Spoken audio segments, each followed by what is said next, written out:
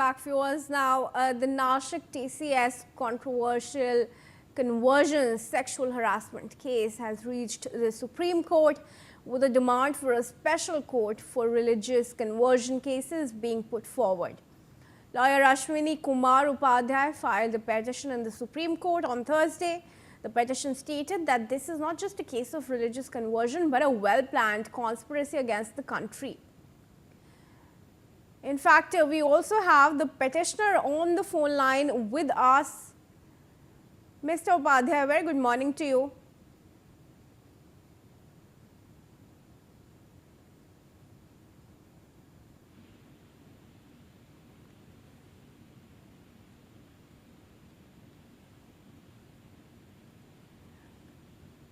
Mr. Upadhyay, if you can hear me, very good morning to you. What is yes, it? Good morning. All right. I just wanted to check if you're there with us. Please do take us through the pointers of the petition that you've put forward.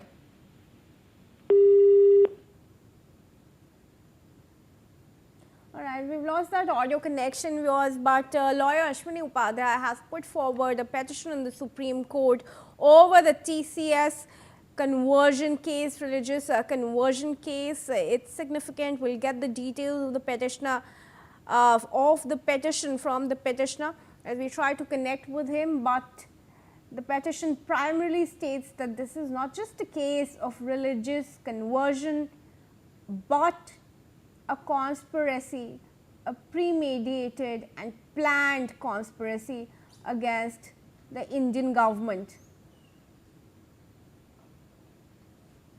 Mr. Upadhyay is there, back with us in the conversation here. Mr. Upadhyay, please do take us through the details of your petition and how do you say that this is a conspiracy against the country? मेरी conversion खिलाफ जो मेरी PIL है 2022 से चल रही है और उसमें मैंने पूरा डिटेल दिया हुआ कि किस तरीके से पूरे देश में अलग अलग तरीके से अलग अलग मोड बना के इसको पूरा कन्वर्जन किया जाता है। चाहे उत्तर यूपी का छांगुर जलालुद्दीन केस देख लीजिए, या भोपाल में जो मछली गैंग कर रहा था उसको देख लीजिए, या छत्तीसगढ़ का केस देख लीजिए, चाहे आप आगरा का केस देख लीजिए। Through out the country Punjab में किस तरीके से मैसिव कन्वर्जन हो रहा है। हमारा ये कहना है कि अभी जो देश के खिलाफ युद्ध करने के तरीके बदल चुके हैं। अब ये तरीका नया अपनाया गया है कि डेमोग्राफी बदल लो और डेमोग्राफी बदल के देश के ऊपर कब्जा कर लो। और डेमोग्राफी बदलने के लिए ये लफ्ज जिहाद धर्मांतरण बड़े प्लान्ड वे में किया जा रहा है। इसके लिए फॉरेन फंडिंग हो रही है, इंटरनल फंडिंग हो रही है। ये अपने आप में एक वेल प्लान्ड ऑर्गेनाइज क्राइम है, ये एक अनलॉफुल एक्टिविटी है और ये वेजिंग वॉर है। इससे हमारे कॉन्स्टिट्यूशन को खतरा है, हमारी डेमोक्रेसी को खतरा है, हमारे कल्चर को खतरा है, हमारे फेस्टिवल्स को खतरा है। और आतंकवाद से बड़ा खतरा है लफ्ज जिहाद धर्मांतरण, क्योंकि आतंकवाद में जो लोग जितने हिंदू मरते हैं केवल उतने कम होते हैं। मैं आपको एग्जांपल देता हूं कि पहलगाम में 26 लोगों की हत्या हुई, आतंकवादियों ने 26 लोगों का सिंदूर उजाड़ा, तो उसमें केवल 26 हिंदू कम हुए।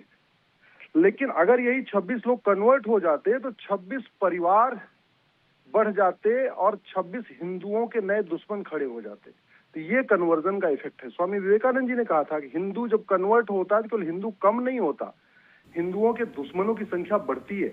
और अगर आप देखिए, चाहे वो अजमल कसाब हो, चाहे अफजल गुरु हो, चाहे बुरहान वानी हो, चाहे याकूब मेनन हो, या भारत में और भी जितने आतंकवादी हैं, अलगाववादी हैं, जो पत्थरबाजी करने वाले, अल्टीमेटली हैं कौन? सारे के सारे एक्स हिंदू हैं।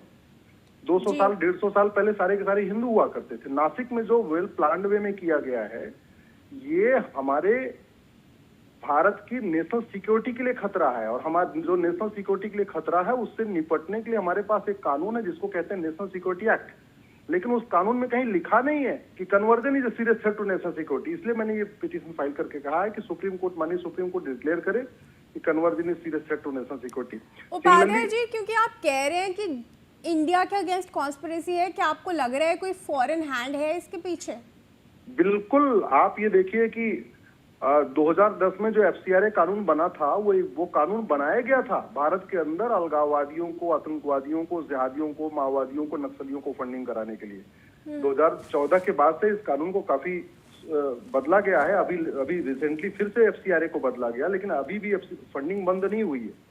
और अंदर जो हवाला की फंडिंग होती है, जो ड्रग का पैसा जनरेट हो रहा है, वो भी कन्वर्जन के काम आ रहा है। कन्वर्जन के रेट रखे हुए हैं कि अगर वो ब्राह्मण क्षत्रिय की बेटी है, अग्रवाल जैन माहेश्वरी मारवाड़ी की बेटी है, यानी अपर कास्ट की बेटी है, तो 15 लाख रुपए उसको मिलता है कन्वर्ट कराने वाले को। इसके एविडेंस मिल चुके हैं, प्रॉपर एविडेंस मिल चुके हैं। अगर वो ओबीसी की बेटी है, यादव की, पटेल की, कुर्मी की, केवट की, ऐसी बेटी है, ओबीसी फैमिली की बेटी है, तो 10 लाख रुपए उसको मिल रहा है। अगर वो ट्राइबल्स की बेटी है तो 5 लाख रुपए मिल रहा है। तो कन्वर्जन एक प्रॉफिटेबल धंधा बन चुका है, अच्छा खासा प्रोफेशन बन चुका है कि भाई ठीक है, नौकरी कर रहे हैं। अभी ये जो लोग नासिक में पकड़े, अगर इनका narco polygraph brain mapping test किया जाए तो कंफर्म हो जाएगा कि इनको बाहर से कौन लोग फंडिंग कर रहे थे, इनको कौन लोग मोटिवेट कर रहे थे, पूरा नेक्सस सामने आएगा। अभी तो केवल वो लोग पकड़े गए हैं जो सीधे से डायरेक्टली इन्वॉल्व थे, जो इनडायरेक्टली इन्वॉल्व थे अभी वो लोग पकड़े नहीं गए, अभी तुमका उनके बारे में पूरा पता नहीं चला। लेकिन इस पे जब इसका और डिटेल इस पे इन्वेस्टिगेशन होगा तो फिर पता चलेगा कि भारत के अंदर और भारत के बाहर ये वेल प्लान्ड वे में ये पूरा काम चल रहा था। नासिक में जो हुआ है, या जहां अमरावती में एक लड़का 19 साल का है जिसके मोबाइल में 180 बेटियों की फोटो, आप जरा सोचिए कि सारी की सारी बेटियां हिंदू क्यों? अगर वो वहसी है, दरिंदा है, फिर तो कोई भी लड़की उसको किसी भी लड़की को ट्रैप करना चाहिए।